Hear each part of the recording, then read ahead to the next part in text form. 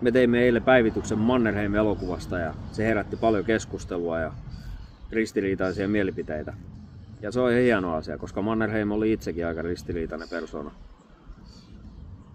Fakta on silti se, että hän eli maailman-aikana, jossa hän joutui seisomaan useamman rintaman keskellä. Uhkakuvia loi Neuvostoliitto, Saksa ja jopa liittoutuneet.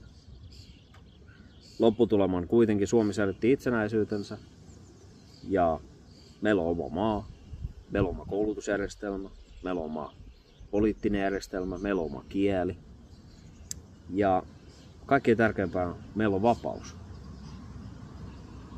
Ne on mun mielestä aika hienoja asioita, niistä saa olla hyvin ylpeä.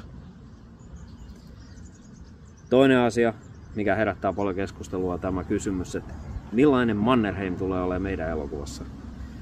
Mä voisin ihan ainoastaan antaa vakuuden, että Mannerheim tulee olemaan meidän elokuvassa aito, totuudenmukainen ja historiaa kunnioittava versio. Eli me tullaan tekemään se ihan kunnolla just niin kuin se pitääkin. Toivottavasti tämä selkensi kaikille.